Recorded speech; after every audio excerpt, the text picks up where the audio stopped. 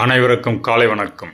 இந்த காணொளியில் எப்படி சுத்த உணர்வாகிய இறைவன் உணர்வு நமது உடலில் வெளிப்பட்டு இந்த உடலை இயக்குகிறது என்பதை இந்த காணொளியில் காண்போம்.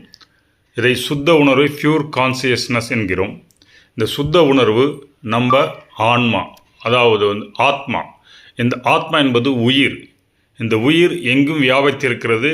இதை பொதுவாக பிராணன் என்று கூட கொள்ளலாம். இந்த ஆன்மா மூலம் சென்று, ஆன்மா என்பது இந்த உடலை இயக்கும் மென்பொருள் அப்படி என்று கொள்ளலாம். ஸோ இந்த ஆன்மா அகைன் வில் பவர், அதாவது நம்ம உறுதித்தன்மை, அந்த வில் பவரை கொண்டு நமது ஈகோ நிறையா இருக்குது. வில் பவரும் நிறைய இருந்தாக்கா அவங்க ரொம்ப பாசிட்டிவ், ரொம்ப ஸ்ட்ராங்காக இருப்பாங்க. அதே ஈகோ அதிகமாக இருக்குது, வில் பவர் கம்மியாக இருக்குன்னா அவங்க மனசஞ்சலத்துக்கு நிறைய ஆட்பட்டு பிரச்சனைக்கு உள்ளாகுவார்கள். ஸோ இப்படி ஈகோ தான் நம்முடைய புத்தி இயக்குது. புத்தியின் தன்மைக்கேற்ப அறிவை கட்டி, அந்த அறிவின் தன்மைக்கேற்ப மனதின் நிலைகள் அமைந்து, மனதின் நிலைகளுக்கேற்ப இந்த சித்தத்தில் உள்ள விஷயங்கள் மனம் கண்டறிந்து அதற்குரிய எண்ணங்களை உருவாக்குகிறது. ஸோ இந்த எண்ணங்களுக்கேற்ப நமது உணர்ச்சிகள் உண்டாகி, இந்த உணர்ச்சிகளுக்கேற்ப நம்முடைய சக்கரங்கள் தொடர்பு உண்டாகி, இந்த சக்கரங்களின் தொடர்பு அதில் செயல்படும் தன்மைக்கேற்ப அந்த உடல் உள்ளுறுப்புகள் இயங்கி நமக்கு ஆற்றல் உண்டாகிறது. ஸோ இந்த ஆற்றல் தான் லைஃப் எனர்ஜின்னு சொல்கிறோம். இந்த லைஃப் எனர்ஜி தான் நம்ம உடலை இயக்குது.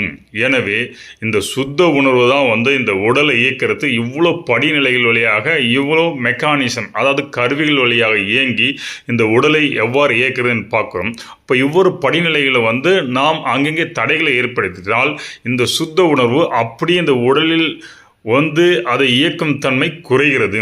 எனவே தான் மன தூய்மை வேண்டும் என்று சொன்னார்கள். இந்த மன தூய்மை இருக்கணும். ஆத்மா சுத்தி இருக்குன்றாங்க. ஆத்மா சித்தி பெற ஆத்மா தூய்மை அடைய வேண்டும். இதெல்லாம் நடக்கும்போது நமக்கு இந்த உணர்வு அப்படியே ஆத்மாவிலிருந்து அந்த உயிர் சக்தி மூலம் அப்படி இந்த உடலுக்கு கிடைக்கிறது. எனவே பியூர் சுத்த உணர்வு அப்படி இந்த உடலுக்கு வர வேண்டும் என்றால் இந்த ஆன்ம சக்தி வேணும். நம்முடைய மனம் தூய்மையடைய வேண்டும். நமது வில் பவர் நன்றாக இருக்க வேண்டும். ஈவு குறைவாக இருக்க வேண்டும். ஈவு இல்லாமல் போனால் ரொம்ப நல்லது. ஆனால் ஈவு இல்லாமல் இயங்குவது கொஞ்சம் உலக வாழ்க்கையில் கொஞ்சம் சிரமம் இருக்கும். நம்ம ஈகோ இருக்கும். அப்போ குறைந்த ஈகோ கொண்டு நிறைய வில் பவர் கொண்டு இயங்கும் போது இந்த உலக வாழ்க்கைக்கு ரொம்ப சிறப்பாக வாழ்வது வழிவகுக்குது. அது இந்த ஈகோவை துறந்தால், ஆணவத்தை துறந்தால் நாம் உள்ளுலக பயணத்திற்கு வழிவகுக்கிறது. தேங்க்யூ.